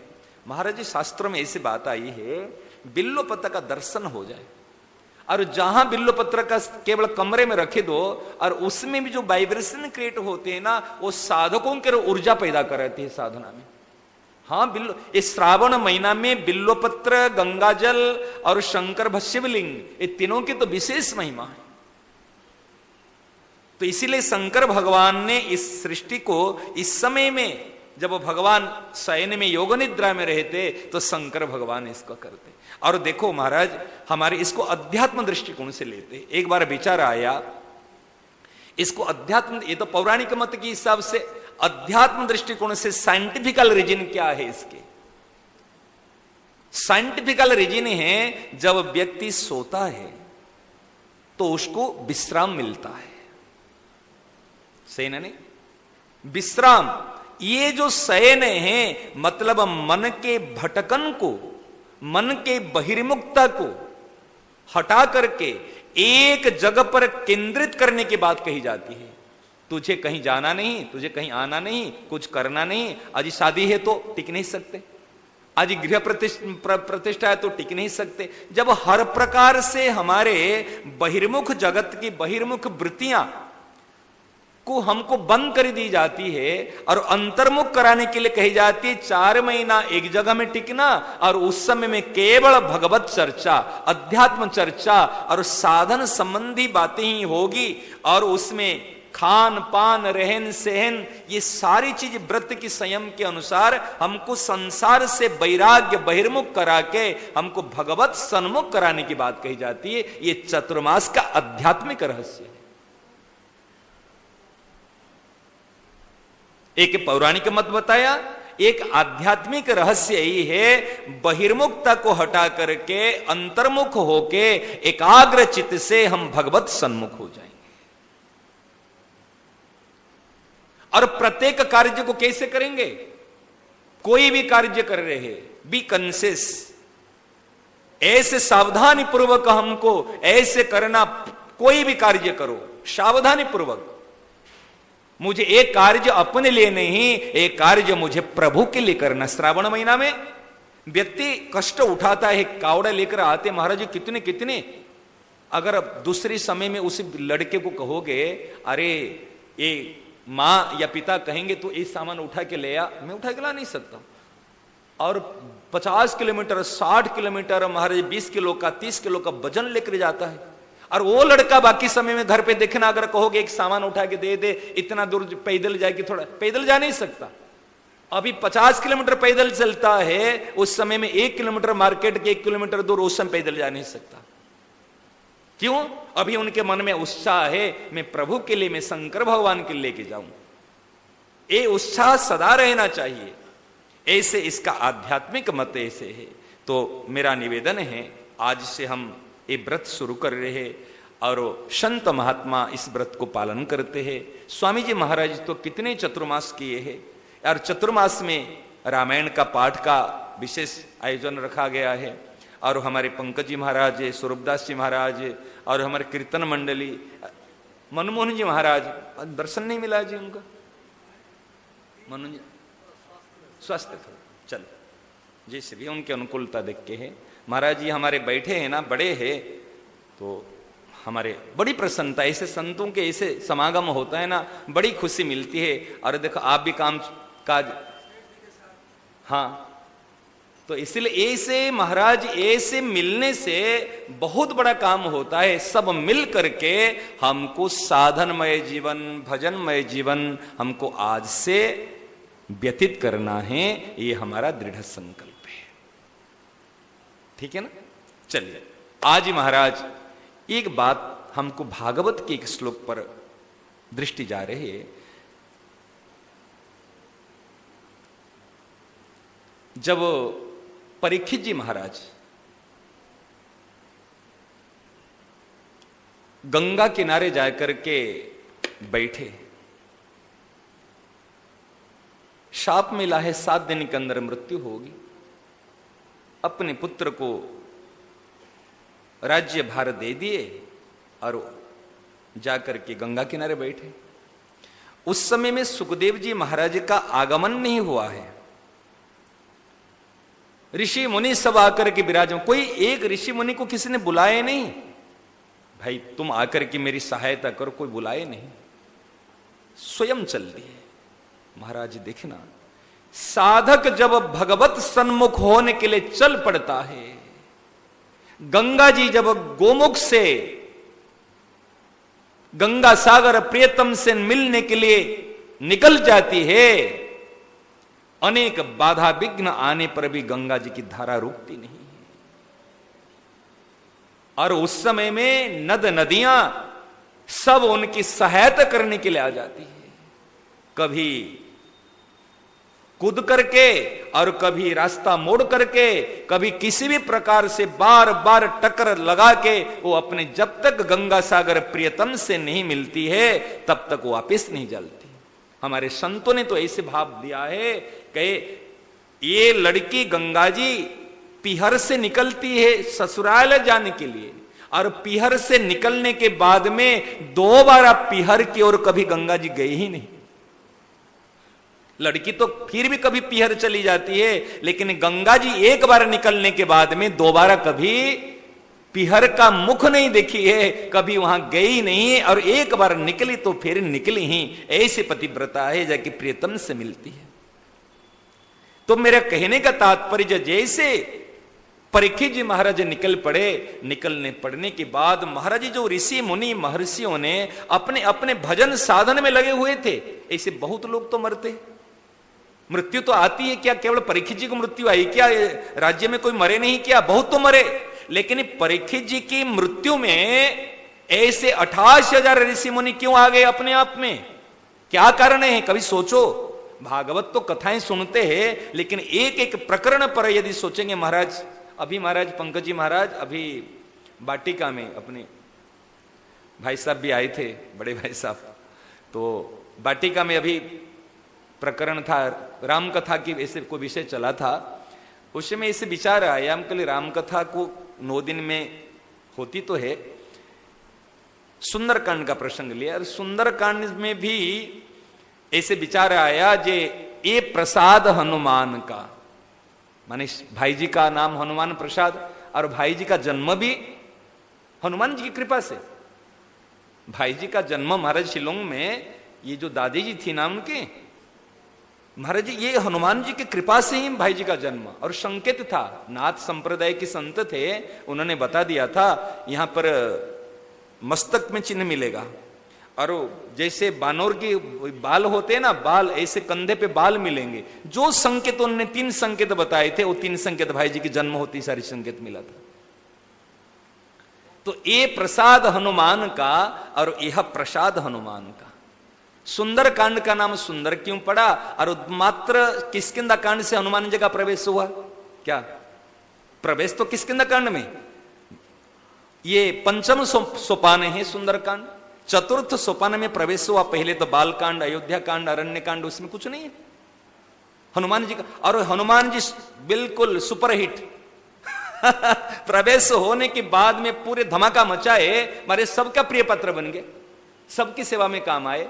तो यह प्रसाद हनुमान का और ये प्रसाद हनुमान का। और इसी विषय पर भाई जी और हनुमान जी दोनों की जो भूमिका है किस प्रकार है, ये 9 दिन में यथामति यथाशक्ति और मात्र 4 दोहा तक, 3-4 दोहा तक अपने चर्चा चली, लेकिन बड़े विस्तार भाव से, बड़े सुंदर भाव को लेकर इसमें एक एक चौपाई के एक एक शब्द में बड़े विलक्षण भाव है। कहने का तात्पर्य है ऐसे महाराज आप अगर भागवत को देखेंगे ना, भागवत में भी बड़े रहस्य भरा हुआ है। आज 28,000 ऋषि मुनि बैठे हैं, सुखदेव जी महाराज का आगमन नहीं हुआ है। परीक्षित जी महाराज एक बात कहते हैं, एक श्लोक महाराज, बड़ी सुंदर बात है, प्रार्थना करते हैं। क्या कहते हैं? पुनश्च भूयाद भगवत्यनन्ते रति प्रसंगश्च तदाश्रयेषु रति प्रसंगश्च तदाश्रयेषु महत्सु यां मुपयामि सृष्टिम् मैत्रेयस्तु सर्वत्र नमो द्विजेभ्यो। देखो महाराज कितने सुंदर बात कहते हे भगवान, हे ऋषि महर्षियों, आपसे मेरी एक प्रार्थना है। क्या प्रार्थना है? कि पुनश्च भूयाद भगवत्यनन्ते रति प्रसंगस्तु तदाश्रयेषु, आपके चरणों में, भगवान के चरणों में अनुराग हो, लेकिन भगवान के भक्तों के चरणों में विशेष अनुराग हो। अब ध्यान देना, भगवान के चरणों में अनुराग हो और भक्तों की चरणों में जो भगवान के आश्रित है, कहे तदाश्रयेषु, जो आपका आश्रित है, उनके चरणों में विशेष अनुराग हो। महाराज जी आप ध्यान देना, जब संतों की चरणों में विशेष अनुराग, उनकी वाणी में विशेष अनुराग नहीं होता, तो भगवान में भी अनुराग उत्पन्न नहीं होता। संतों की वाणी पर जब विश्वास नहीं होता, तो भगवत विश्वास भी नहीं हो पाता। कैसे विश्वास करोगे? पहले संतों की वाणी पर विश्वास करेंगे, तब तो भगवत विश्वास करेंगे। और विश्वास क्या महाराज? विश्वास ही शंकर भगवान है और श्रद्धा ही पार्वती जी है। विश्वास ही गुरु स्वरूप है। भगवान में विश्वास हुआ, विवेक गुरु है और विश्वास गुरु है। विवेक जो गुरु है वो संसार से हमको दूर करा देगा, असत से दूर करा देना, सत का ज्ञान करा देना, ये गुरु है। और एक गुरु जो विश्वास रूप में, शंकर भगवान के रूप में जो गुरु है, वो विश्वास लेकर के भगवान को मिला देना। एक विवेक रूपी गुरु ने हमको संसार से हटा दिया और विश्वास रूपी गुरु ने हमको लेके भगवान की गोद में बैठे दिया। बिनु विश्वास भगति नहीं, तेहि बिनु द्रवहि न राम। और सत्संग का फल क्या है? बिनु सत्संग विवेक न होई। सत्संग का फल है विवेक, सही ना? नहीं, जहां विवेक उत्पन्न हुआ और विवेक होने के बाद में जो विश्वास होता है वो दृढ़ विश्वास होता है, वो विकल्प रहित विश्वास होता है, वो भावुकतापूर्ण विश्वास नहीं होता। एक तो भावुकतापूर्ण विश्वास है, व्यक्ति कैसे भी ये विश्वास कर लिया, आज भगवान ने मेरी मनोकामना पूरी कर ली तो मैंने विश्वास कर लिया, मेरी मनचाही हो गई तो मेरा विश्वास हो गया। काली मनचाही नहीं हुई तो वो विश्वास टिक भी सकता है, नहीं भी टिक सकता। लेकिन विवेक से जो विश्वास उत्पन्न होता है वो विश्वास कभी डगमगाएगा नहीं। इनका आश्रय, इसलिए महाराज ये बात कहे, संतों के ऊपर मेरे विशेष अनुराग उत्पन्न हो जाए और किसी भी योनि में कहीं कहीं पर भी मुझे भेजो, मेरे दुख नहीं महाराज, और सबके प्रति मेरे मैत्री भाव हो जाए, सबके प्रति मेरे मैत्री भाव। राग द्वेष नहीं रहेगा, मैत्री भाव होने से राग द्वेष रहेगा क्या? महाराज ये बात को लेकर आज हम शुरुआत करते हैं। सेठ जी, श्रद्धेय सेठ जी, महाराज श्रद्धेय सेठ जी की बातें ऐसी बातें हैं। हमारे इस बार पंकज जी महाराज जी को वहां थे, गीता, वो भी किताब भवन है ये भी किताब भवन है। महाराज जी ऐसे सेठ जी के बारे में बातें, और पंकज जी महाराज जी की बात हमको अच्छी लगी। उन्होंने कहा महाराज जी, और हमारी भी श्रद्धा उत्पन्न हो गई तत्व चिंतामणि के प्रति। महाराज जी तो पंकज जी महाराज के मैं तो रखता हूं सामने में, मेरी इतनी दृष्टि नहीं गई थी, श्रद्धा नहीं थी, लेकिन एक बात मेरे को मिली, मैं लेके आया हूं, ये उसके प्रति श्रद्धा मेरी हो गई। क्योंकि सेठ जी की बात अकाट्य, अकाट्य बात महाराज, एक शब्द हेर फेर नहीं सेठ जी, प्रामाणिक संत, प्रामाणिक बात। तो हमारे तत्व चिंतामणि में ऐसी ऐसी बात आई है, हमने तो ऐसे हमारे व्यवहारिक बात जो कि व्यक्ति को काम में लेने के बाद ये हमको सेठ जी से मिलती है। और अगर साधक को वास्तव में तत्वनिष्ठ वैराग्य आत्मीयता के लिए जो बात इस स्वामी जी से मिलती है, और भगवत विश्वास की अगर चाहते हो ये भाई जी से मिलती है। स्वयं महाराज जी ने कहा भाई जी के प्रवचन सुनोगे तो आपको भगवान में विश्वास हो जाएगा। बिल्कुल, और बात बिल्कुल सही महाराज, वो विश्वास झलकता उनकी वाणी से। और बाबा पूज्य राधा बाबा, उनके जीवन चरित्र में लोगों को इतने जानकारी है नहीं, क्योंकि बोले नहीं तो इनके संपर्क में कोई आए नहीं। परंतु महाराज जी उनकी बात बताऊं, आज तत्व विवेचनी जो है ना, ये राधा बाबू का ही स्वरूप है। क्योंकि अगर बाबा नहीं होते तत्व विवेचन नहीं होती। आज तत्व विवेचनी तो बाबा का देन है ना, सही ना? नहीं, लेखन के काम तो आज भिक्षा नहीं मिली बाबा, और बाबा की अनन्यता महाराज, ऐसी अनन्यता, ऐसी अनन्यता अगर हो जाए हमारे में, हमारा काम खत्म। पपीहा की जिस प्रकार अनन्यता स्वाति नक्षत्र की बूंद पे, ऐसे बाबा की अनन्यता। अरे भैया, सेठ जी कहते अगर कोई भी किसी एक व्यक्ति में भी निष्काम प्रेम हो जाएगा तो भगवान मिल जाएंगे। किसी में भी निष्काम प्रेम हो जाएगा तो भगवान मिल जाएंगे। ऐसे बात जो महापुरुष शरणानंद जी महाराज की बात कहना है क्या महाराज, वो तो अकाट्य वाणी है उनकी। शरणानंद जी के महाराज जी के तो अकाट्य वाणी है। और क्या शरणागति के उन्होंने प्रत्यक्ष शरणागत का स्वरूप है, और ऐसे दर्शाया। किसी व्यक्ति ने एक बार पूछा शरणानंद जी महाराज जी को कि महाराज जी आपने तीर्थाटन किए, उत्तर ये अपने चारों धाम की यात्रा किए, गंगोत्री आदि यमुनोत्री आदि, और उसी समय कई बार किए उन्होंने, तो आपको कहीं ठोकर नहीं लगी, कहीं आपने गिरे नहीं, कहीं भूखा रहना नहीं पड़ा? उन्होंने साधारण तरीका से पूछ लिया। तो पूज्य शरणानंद जी महाराज कहते चल तो कल आना, कल तेरे उत्तर दूंगा।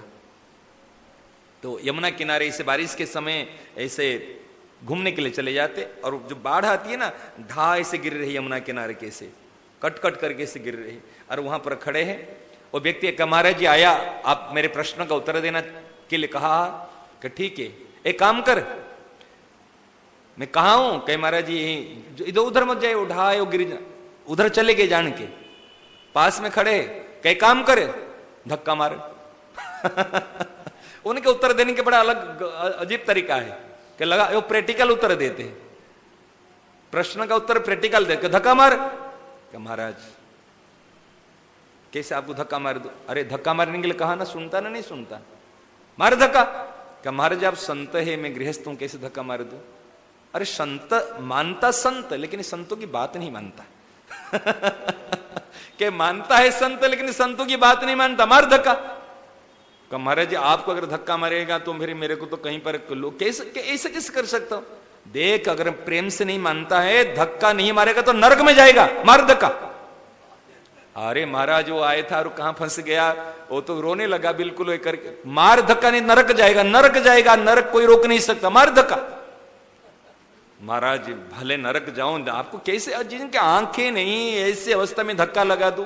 फिर महाराज जब धक्का नहीं मारे और ऐसे मैंने भले नरक जाओ, धक्का नहीं मारो, अठठा लेकर हंसने लगे। अरे खूब जोर से हंसे, हंस कर कह अरे यार तू सोच, तुम में कहने के बाद, नरक का भय दिखाने के बाद में तू यदि मुझे धक्का नहीं मार पाया, तेरे साथ मेरा कितना दिन का संपर्क है? और हंसे तुरंत, और तुरंत रोने लगे फिर बाद में, मेरे यार अनंत जन्म की जिनके साथ मेरा संबंध है, तू पूछता है और तेरे को खाने को मिला ना नहीं मिला, कहीं गिरे ना नहीं मिला, जो मेरे साथ अनंत जन्म से है, वो क्या मैं कभी गिर सकता हूं? कभी मेरे को कोई ठोकर लग सकती है? कभी मेरे में भूखा रह सकता हूं? अब फुट फुट कर रोने लगे। महाराज क्या निश्चिंता है जीवन में, और हम दासांत नाम है, शरणांत नाम है, कंठी तिलक गले में है, अनेक समय से साधना करते हैं, अभी तक थोड़ी सी मन की प्रतिकूलता होने से हम घबराते हैं। सही ना? नहीं, क्या जीवन है? ऐसा कोई जीवन होता है महाराज? ऐसे इसीलिए कहते हैं ना, केवल संतों के अनुसार, संतों में हमारी प्रीति हो जाए। मुझे तो महाराज लगता है ऐसे जो हमारे 5 महापुरुष है, ऐसी जो विभूतियां हैं, अरे भगवत प्रीति को छोड़ दो, एक बार संतों की वाणी में प्रेम हो जाएगा तो भगवान अपने आप चल करके आएंगे। भगवत वाणी पे विश्वास हो जाए, ये संतों की वाणी पर विश्वास हो जाए, हमारा काम हो जाएगा। ऐसे महाराज सच्ची बात बताऊं, मेरे तत्व ये चिंतामणि में इतनी श्रद्धा नहीं थी, लेकिन अभी हमने हिमाचल से इस चीज को, श्रद्धा को मेरे को देखने से श्रद्धा उत्पन्न हुई। तत्व विवेचन की प्रति दृष्टि नहीं थी, जब दृष्टि गई बाबा ने, और बाबा कोई साधारण थोड़ी महाराज जो भिक्षा के रूप में आज लिखा है, तत्व विवेचन है। ऐसे साधक संजीव मैंने तो अपने आप जानते क्या महाराज, ये स्वामी जी महाराज का अचल और सचल श्री विग्रह है, ये साधारण नहीं महाराज। स्वामी जी महाराज के अचल और सचल श्री विग्रह है। ये तो मेरी तो ऐसी भावना है, घर घर में, अरे घर घर में भी नहीं, प्रत्येक व्यक्ति के पास में व्यक्तिगत संजीवनी हो, और सब छाती ठोक के कहे मेरी संजीवनी, मेरी संजीवनी, सम्यक प्रकारेण जीवनम ददाति इति संजीवनी, जो भली भांति हमको आरोग्य करा देती है, भली भांति हमको जीवन प्रदान करती है, जो भली भांति हमारे दुख दर्द अशांति को दूर करा देती है। इस समय पेंटेड मेडिसिन और सब के लिए एकमात्र संजीवनी है। केवल साथ में रखना शुरू कर लो महाराज, पढ़ लो तो बहुत अच्छी बात है, समझ रहे ना, पढ़ लो तो अच्छी बात है,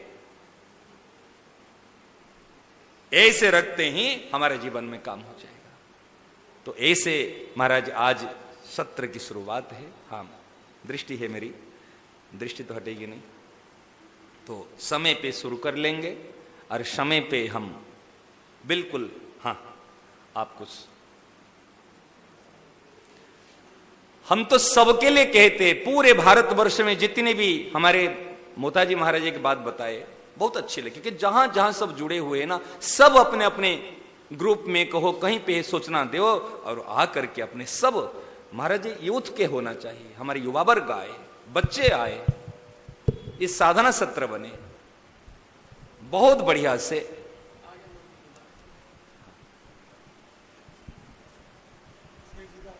हाँ बता,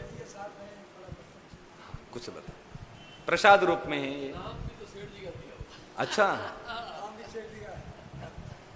सेठ जी का द्वारा नाम दिया गया।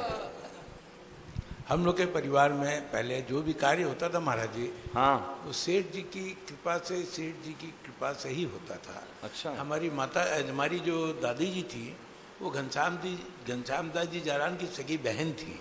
हाँ, इसलिए सेठ जी के साथ तो पारिवारिक संपर्क था। हाँ, और गोरखपुर आने का रीजन भी, शुरू में पिताजी पढ़े थे, हाँ, तो वहाँ से गोरखपुर इसीलिए आ गए कि बच्चों को गोरखपुर वालों गीता प्रेस का काम देखेंगे, हाँ, और अपना व्यापार करके बच्चों का पालन करेंगे।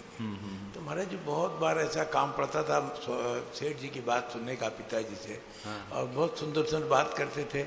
मेरे को तो ये बात याद रहती कि सेठ जी के साथ हम छोटे थे तो सेठ जी झुक के नाच के कीर्तन किया करते, उनके ये अवसर हमको मिला है। क्या? सेठ जी झुक कर नाच के कीर्तन किया, मैं उनके साथ नाच के कीर्तन किया करता। शिवन नारायण नारायण नारायण, शिवन नारायण नारायण नारायण, शिवन नारायण नारायण नारायण, शिवन नारायण नारायण नारायण, शिवन नारायण नारायण नारायण, शिवन नारायण नारायण नारायण, शिवन नारायण नारायण। महाराज जी उनसे गीता जी का श्लोक सीखने का मौका भी, हमारे तो दृष्टि परिवर्तन हो गई। महाराज जी 12वां, ये पता नहीं था कि 12वां अध्याय 20 श्लोक महाराज जी के द्वारा बता के सिखा हुआ है। हमारा 12वां अध्याय का 20 श्लोक वो तब से आज तक जमाने वो याद है। बाकी तो भूल जाता हूँ, 12वां अध्याय कभी भूला नहीं।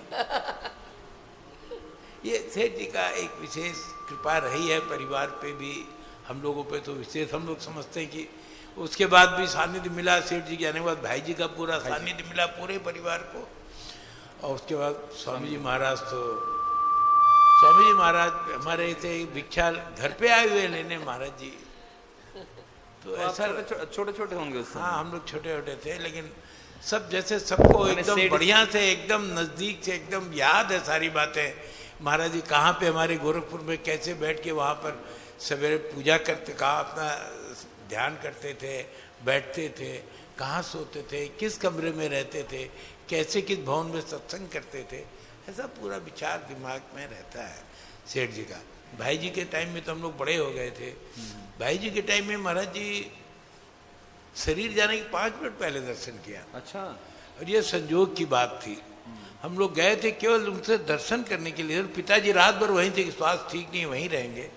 पिताजी तो नहाने आ गए और हम वहाँ पहुँच गए। मालूम गया कि बस जो नीचे सीढ़ी से उतरते बाहर आए, सेठ जी स्वामी भाई जी का शरीर अपने आप विलीन हो गया ठाकुर जी के पास। और स्वामी जी महाराज का तो खैर पूछना ही क्या, अनंत अनंत स्वामी जी महाराज का बहुत अच्छा स्नेह। स्वामी जी महाराज जी के बाद पिताजी को देखो बहुत, वो बात 5 वर्ष की बात तो पहले से आ गया सारी चीज। हमारे पूरा बगल पिताजी में अमावस्या का कीर्तन था, हम दोनों बगल बगल में बैठे हैं और बाबू जी एकदम ट्रांस में, जैसे ध्यान में होते, नेत्र पलके गिर नहीं रही है, ऐसे ही। मैंने कहा ये इनकी क्या स्थिति अभी, और कीर्तन चल रहा है। उसके बाद दूसरे दिन जब बताया कि कल रात, तो उस कीर्तन के समय में ये चीज आई, बोले इसको लिखवाइए आप। मगर पिताजी ने कहा था कि सेठ जी शायद ऐसा कह गए हैं, सेठ जी की भाषा में बोल रहे थे स्वामी जी महाराज को, तू एक ही काम कर, सकला ने भगवान में लगा बस, और कुछ सकला ने भगवान, बहुत जोर जोर से हाथ से करके पिताजी बताया थे कि सकला ने। तो मेरे ख्याल से उस दृष्टि के बाद से आप 5 साल का महाराज जी का प्रवचन सुनेंगे, केवल और केवल भगवान में लगने की बात कही है। 5 साल पूरा देख लीजिए और पुराने को देख लीजिए। 5 साल में केवल भगवान में लगाओ, केवल भगवान में लगाओ। सेठ जी की बात को बोलते रह गए। एक बात बताऊं आपको ध्यान होगा, यही इस स्थान की बात है। महाराज जी ने एक बार कहा मारवाड़ी में कि नारायण आपा 18 साधन करने आया, हाँ। और हम तो थोड़ा समूह लगे हुए थे, तो मैंने कहा आज तक क्या साधन हो रहा था, अभी तक साधन करने आया? तो क्या देखो साधन कर रहे थे 2000 से लेके 2005 तक इसी स्थान में। महाराज एक स्थान में रुके, लास्ट चतुर्मास अपने था वहां पे रतनगढ़ी चतुर्मास, और वहां के बाद में महाराज जी यहाँ पे महाराज जी की बोली बिल्कुल कम हो गई और केवल भगवान का नाम संकीर्तन। सही नहीं देखा ना? नहीं हमारे पूज्य डूंगर जी महाराज कीर्तन बनाया था, राम राम राम, हाँ, राम राम, केवल कीर्तन सुनाओ, केवल कीर्तन भगवान का लगाओ। हमारे साथी भाई लोग डूंगर जी महाराज ये कहते महाराज जी घर में कीर्तन कर लेंगे, आपको सुना, घर में कीर्तन करोगे? घर में को कीर्तन किया आपने, अब यहीं बैठी करो, यहीं करो, यही करो। महाराज जी क्या भगवान का नाम के ऊपर जोर दिया, यही साधन करने के लिए सब यहाँ आए और बैठ 5 साल तक फिर बैठ गए महाराज जी। एकदम 5 साल तक उसके बाद गए नहीं, कहीं जाना नहीं। और खूब लोगों का चतुर्मास भी खूब आनंद पूर्वक यहाँ होता था। पहले तो राजस्थान में जगह जगह मारवाड़ किए, रतनगढ़ किए वहाँ, लेकिन उसके बाद इधर जो यहाँ हुआ वो एक अलग आनंद, एक अलग अनुभूति। और आज भी वो एकदम आए महाराज जी, आज भी प्रत्यक्ष रूप से तो आप नहीं देख रहे, लेकिन एकदम सामने दिखाई मालूम पड़ता है। जो लोग उनके स्नेह में हैं उनको लगता है कि स्वामी जी महाराज एकदम यहाँ पर अभी भी हैं, और सारी भावनाएं वैसे ही अपने आप लोगों में प्रतिष्ठित एकदम दिखाई देते हैं। बहुत सुंदर, बहुत सुंदर। प्रणाम महाराज। ऐसे देखो परस्परम भावयंत श्रेय परम वाप्स्यथ। जब परस्पर एक दूसरे को इसमें प्रेरित, देखो को अच्छी बात मिली ना, इसमें एक उत्साह बढ़ा, एक दूसरे की ओर ऐसे प्रेरणा देंगे हमारे परस्पर में, तो महाराज जी का, सेठ जी का संकल्प पूरा होगा।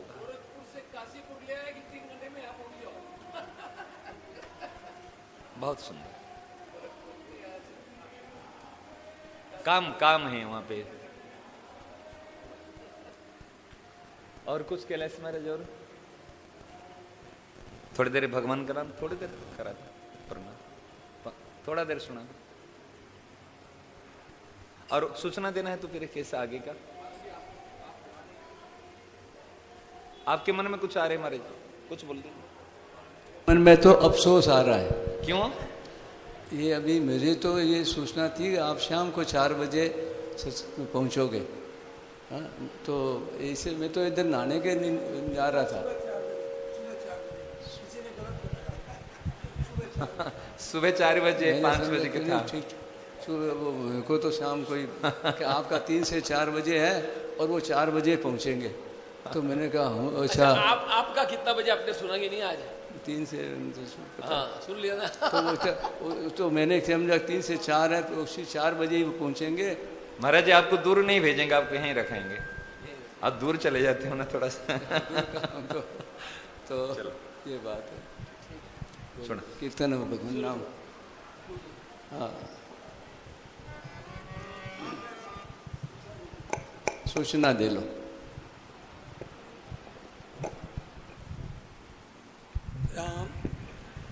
राम 2 से 3 बजे से सामूहिक श्री रामचरितमानस का पाठ पप्पू दास जी महाराज करेंगे। कृष्णदास जी महाराज। और 3 से 4 पूज्य संत श्री मनमोहन जी महाराज द्वारा साधक संजीवनी। और 4 से लगभग 4 से लगभग 4 बजे से स्वामी जी महाराज का थोड़ा प्रवचन होगा, उस पर महाराज जी चर्चा करेंगे। और एक भक्त चरित्र सुनाने की बात है, एक भक्त चरित्र सुनाएंगे श्री कृष्णदास जी महाराज। थोड़ी महाराज जी का प्रवचन लगेगा और फिर उस पर थोड़ी चर्चा करेंगे और एक भक्त चरित्र सुनाएंगे 5:30 बजे तक। और रात्रि में पूज्य संत श्री मनमोहन जी महाराज जी और श्री स्वरूपदास जी महाराज, इनका सत्संग कीर्तन भजन। पंकजदास जी महाराज, पंकजदास जी महाराज और स्वरूपदास जी महाराज, इनके द्वारा ये राम कथा करते हैं। बहुत बढ़िया दिव्य राम कथा करते हैं और भगवान की कृपा से आ गए। अब इनको जाने देंगे नहीं हम, और 2 महीना यहीं रखेंगे। तो ऐसे स्वरूपदास जी अपने बढ़िया सुनाते हैं। बहुत बढ़िया सुनाते हैं, इनकी कथा भी सुनेंगे।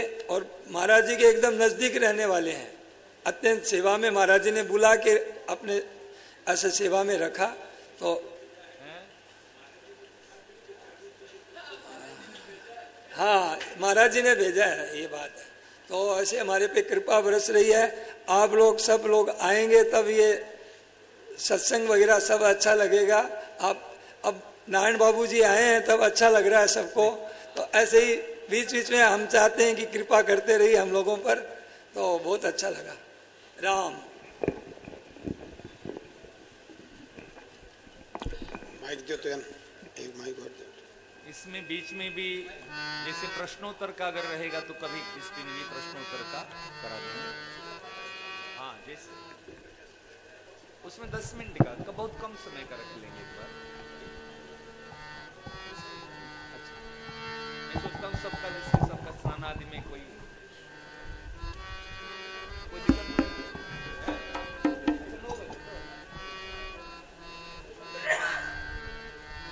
हरे